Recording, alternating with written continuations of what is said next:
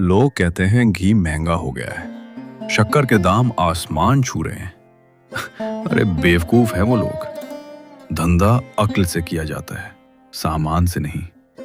अगर घी में थोड़ा सा सस्ता डालडा और चाशनी में चमकीला पाउडर मिला दिया जाए तो किसी के बाप को पता नहीं चलेगा।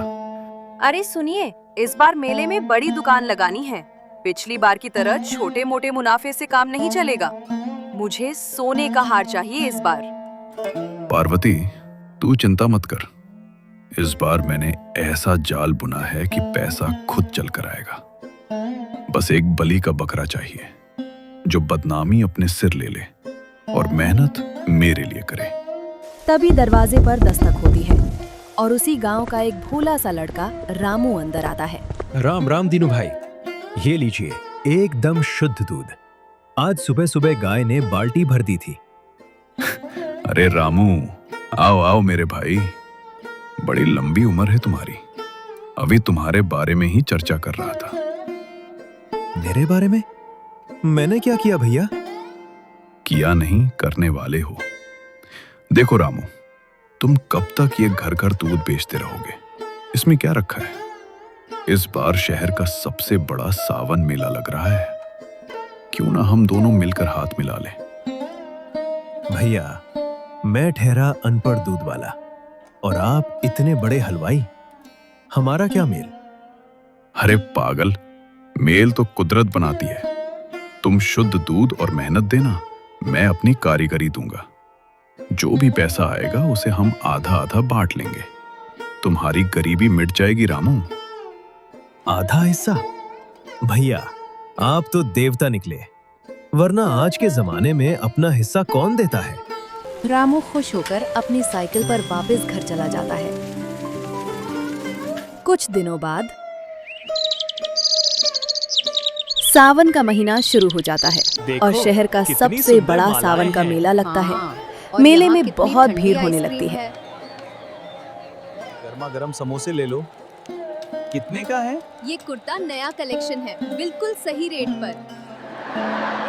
ये रही हमारी गर्मा गर्म जलेबी। वाह दीनू भैया, आपकी जलेबी तो मेले की जान है। धन्यवाद बहन, लीजिए, सच में बहुत स्वाद। उसी मेले में दीनू भी अपनी मिठाई की दुकान लगाता है, जिसमें दीनू की जलेबी उसकी दुकान की शान थी। पहले ही दिन दीनू दुकान के रसोई घर में जाकर वहाँ काम करने वाले लड़के छोटू से बोला, ओए छोटू, ये डिब्बा अंदर रख और याद रहे, जब मैं जलेबी की चाशनी बनाऊं तो तू बाहर रहेगा, समझ गया? जी मालिक, पर उस डिब्बे से बहुत गंदी महक आती है, वो क्या है? ज्यादा सवाल मत कर, वरना आज खाना नहीं मिलेगा। जा, रामू से कह कि दूध की बाल्टियां साफ करे। छोटू को रसोई से बाहर भेजकर दीनू जलेबी की चाशनी में जहरीला पदार्थ मिला देता है, जिससे जलेबी का स्वाद बढ़ जाए और जलेबी खाने के बाद जोर की प्यास लगे।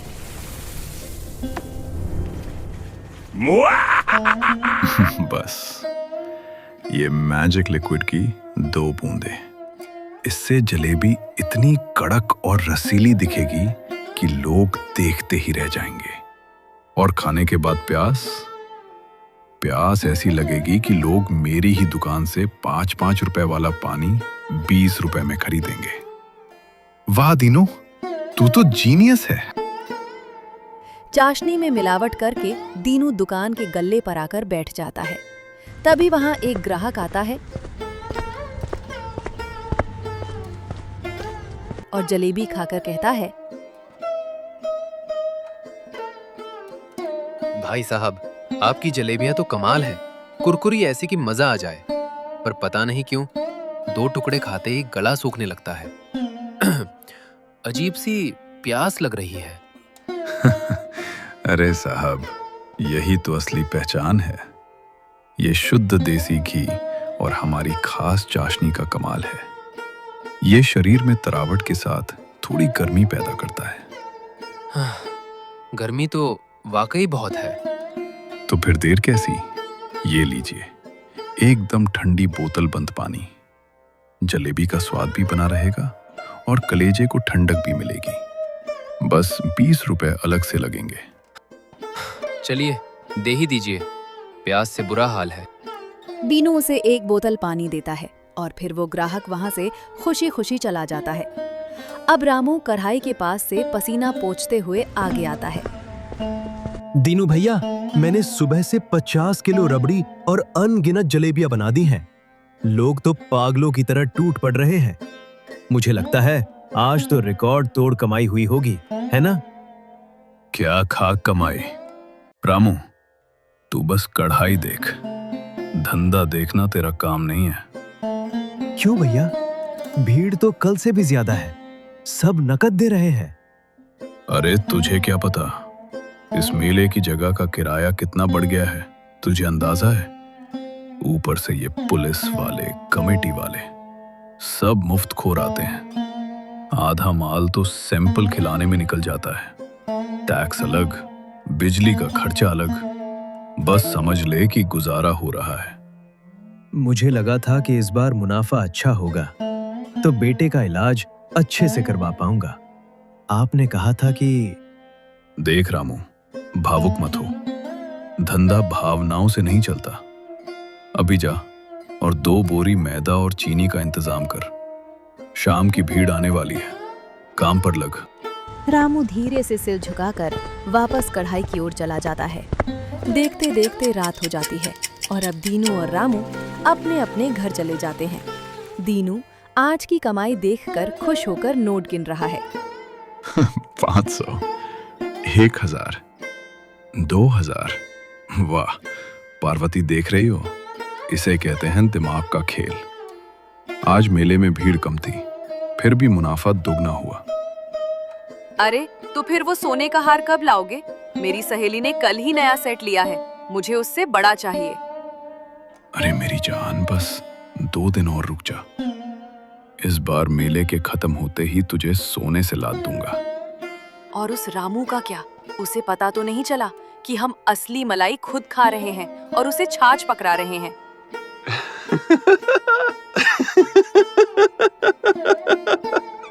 रामू, अरे वो तो बैल है, बैल, बस मेहनत करना जानता है। आज मैंने उसे कहा कि दुकान में घाटा हो गया तो बेचारा अपनी जेब से 50 रुपए देने लगा था। मैंने उसे 100 रुपए पकड़ाए तो मेरे पैर छूने लगा। ऐसे बेवकूफ ही तो हमें अमीर बनाएंगे। अच्छा किया, उसे दबा कर रखो। अगर उसने मुंह खोला तो कहना कि दूध में पानी वही मिलाता था। सारी बदनामी उसी के सिर मढ़ देना। तू चिंता मत कर, जाल ऐसा बुना है कि अगर पुलिस आई भी तो हथकड़ी रामू के हाथों में होगी और नोट मेरी तिजोरी में। यहाँ दीनू ज्यादा मुनाफा कमाकर मालामाल हो रहा था, तो वहीं रामू अपने कच्चे मकान में अपने पत्नी और बेटे के साथ दुखी था। रात को जब रामू घर आता है तो रामू की पत्नी सुधा रामू से कहती है, रामू, मुन्ना की दवाई खत्म हो गई है। डॉक्टर ने कहा था कि अगर आज इंजेक्शन नहीं लगा तो निमोनिया बढ़ जाएगा। लाओ, आज की कमाई के पैसे दो। सुधा, आज बस ये 150 रुपए मिले हैं। क्या? सुबह से रात तक तुम उस भट्टी के सामने जलते रहे और सिर्फ 150 रुपए? रामू, मुझे वो दीनू ठीक नहीं लगता। पूरे गांव में खबर है कि उसने नई मोटरसाइकिल खरीदी है। अगर धंधे में घाटा है तो उसके पास पैसा कहाँ से आ रहा है? नहीं सुधा, तुम गलत समझ रही हो। दीनू भैया बहुत अच्छे हैं। वो तो अपनी पुश्तैनी जमीन बेचकर घर चला रहे हैं। उन्होंने मुझे बताया था। वो मुझे अपना छोटा भाई मानते हैं। भाई नहीं, नौकर मानते हैं तुम्हें। आंखें खोलो रामू, तुम्हारा बेटा यहाँ एक एक सांस के लिए तड़प रहा है और तुम्हारा वो भाई वहाँ नोटों के बिस्तर पर सो रहा है। अगर कल तक पैसे नहीं आए तो मैं खुद जाकर उस दीनू से बात करूंगी। भगवान पर भरोसा रखो सुधा, वो किसी की मेहनत बेकार नहीं जाने देता। सब ठीक हो जाएगा। ऐसे बोलकर लाचार रामू सोने चला जाता है, लेकिन उसे पूरी रात नींद नहीं आती और ऐसे ही सुबह हो जाती है।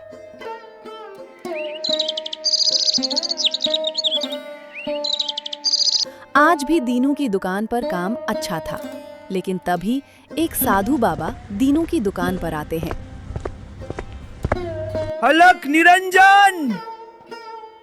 बेटा, प्यासे को पानी और भूखे को भोजन खिलाना सबसे बड़ा पुण्य है। बाबा, यहाँ लंगर नहीं चल रहा है, आगे बढ़ो। अरे नहीं भैया, ऐसा मत कीजिए। बाबा आप बैठिए, मैं आपको ताजा जलेबी और दूध देता हूँ। साधु जलेबी का टुकड़ा मुंह में रखते ही रुक जाते हैं। उनकी आंखें लाल हो जाती हैं और कहते हैं, बेटा रामू, तू तो गंगा की तरह साफ है, लेकिन जिसके साथ तू बह रहा है उसका अंत कीचड़ में होगा। ए हलवाई, याद रखना, नमक की बेईमानी इंसान के खून में जहर बनकर लौटती है। अभी भी वक्त है, संभल जा। बाबा, अपनी पोटली उठाओ और चलते बनो, मुझे धंधा मत सिखाओ। लेकिन दीनू के इस अपमान से साधु बाबा वहां से चले जाते हैं। थोड़ी देर बाद दुकान पर एक महिला अपने बच्चे के साथ आती है। माँ, देखो गर्मा गर्म जलेबियाँ, कितनी सुनहरी और रसीली लग रही है। नहीं आर्यन, चलो घर, रात का खाना तैयार है। बाहर का ज्यादा मीठा सेहत के लिए अच्छा नहीं होता। माँ प्लीज, बस एक प्लेट, आज मेरा मन बहुत कर रहा है। देखो ना कितनी कुरकुरी है। नहीं बेटा, कल ही तो तुमने आइसक्रीम खाई थी। चलो अब। आप कभी मेरी बात नहीं मानती। सब बच्चे जलेबी खाते हैं, बस मैं ही। अच्छा, नाराज मत हो। ठीक है, आज खा ले, लेकिन कल से कोई जिद नहीं। भैया, एक प्लेट जलेबी देना। ये लीजिए बहन जी, एकदम ताजा और कड़क है।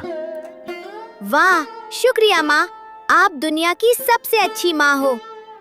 आर्यन बड़ी तेजी से जलेबियां खाना शुरू करता है। वो बिना रुके एक के बाद एक जलेबी मुंह में ठूसने लगता है। धीरे खा आर्यन, गले में अटक जाएगी। माँ, ये तो बहुत स्वाद है। आर्यन आखिरी जलेबी खाता है और वो बेहोश होकर जमीन पर गिर जाता है।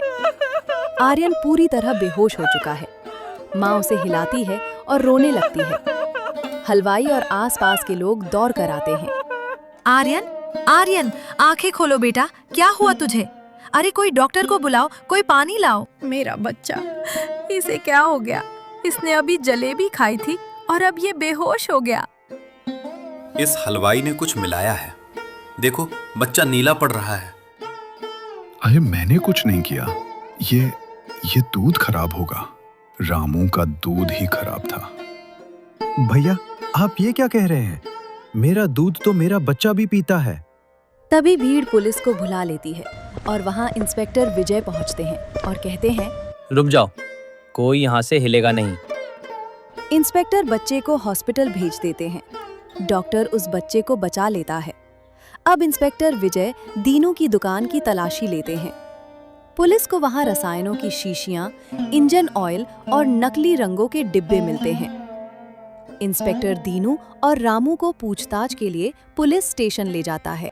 तो दीनू सेठ, अब बताओ, उस बच्चे की हालत का जिम्मेदार कौन है? डॉक्टर ने कंफर्म किया है कि जलेबी में सिंथेटिक पेंट और सस्ता नशा मिलाया गया था। साहब, मैं तो बर्बाद हो गया साहब। ये सब इस रामू की चाल है। यही दूध लेकर आता था, यही सामान लाता था। मुझे क्या पता कि ये दूध में पेंट मिलाकर ला रहा है। मैं तो बस जलेबी तलना जानता हूँ साहब। नहीं साहब, ये झूठ बोल रहे हैं। मैं अपनी गौ माता की कसम खाता हूँ, मैंने कभी पानी तक नहीं मिलाया। दीनू भैया, आप ऐसा क्यों कर रहे हो? अब ड्रामा मत कर रामू। तूने ही कहा था कि सस्ते में काम करेंगे तो ज्यादा बचेगा। साहब, इसने मुझे फंसाया है। अच्छा, रामू ने फंसाया है? इंस्पेक्टर एक गवाह को अंदर बुलाते हैं। छोटू, अंदर आओ। छोटू, दीनू की दुकान का नौकर, डरते डरते अंदर आता है। ए छोटू, सच सच बता साहब को कि मालिक कौन है और सामान कौन लाता था। साहब, रामू भैया तो सिर्फ दूध देकर चले जाते थे। रात को दुकान बंद होने के बाद दीनू मालिक अपनी पेटी से लाल और हरी शीशी निकालते थे और चाशनी में मिलाते थे। वो कहते थे कि इससे जलेबी में चमक आती है। झूठ, ये लड़का बिका हुआ है। ये झूठ बोल रहा है। और ये डायरी भी झूठ बोल रही है जो तुम्हारे घर की तलाशी में मिली। इसमें लिखा है केमिकल वाले का हिसाब 5,000, रामू को दिए 100, मुनाफा 10,000। क्यों बे? खुद सोने की थाली में खा रहा था और इस गरीब को जहर के इल्जाम में फंसा रहा था। रामू की गरीबी उसे अपराधी नहीं बनाती, लेकिन तेरा लालच तुझे जानवर बना चुका है। हवलदार, डालो इसे लॉकअप में और इसकी इतनी धुलाई करो कि ये जलेबी की तरह सीधा हो जाए। साहब रहम करो, मुझे माफ कर दो। रामू भाई, बचा लो मुझे। मैंने तुम्हें भाई माना था दीनू सेठ। भगवान माफ करे तुम्हें, पर कानून नहीं करेगा। पुलिस दीनू को जेल में डाल देती है और अब इंस्पेक्टर रामू से कहता है, रामू, तुम घबराओ मत। तुम्हारी ईमानदारी की गवाही पूरा मेला दे चुका है। दीनू जेल जाएगा और इसकी जब्त की हुई दुकान अब से तुम चलाओगे, ताकि लोगों को शुद्ध चीजें मिल सके। दोस्तों, आपको हमारी ये कहानी कैसी लगी हमें कमेंट बॉक्स में जरूर बताइए। और अगर आपको हमारी ये कहानी अच्छी लगी तो अपने दोस्तों से जरूर शेयर करें। और हाँ, अगर आप हमारे चैनल में नए हो तो चैनल को सब्सक्राइब करना बिल्कुल ना भूलें, ताकि हमारी ऐसी ही नई कहानियाँ आपको मिलती रहें। तो तब तक बने रहें हमारे चैनल के साथ और सुनते रहिए ये चटपटी कहानियाँ। Bye bye.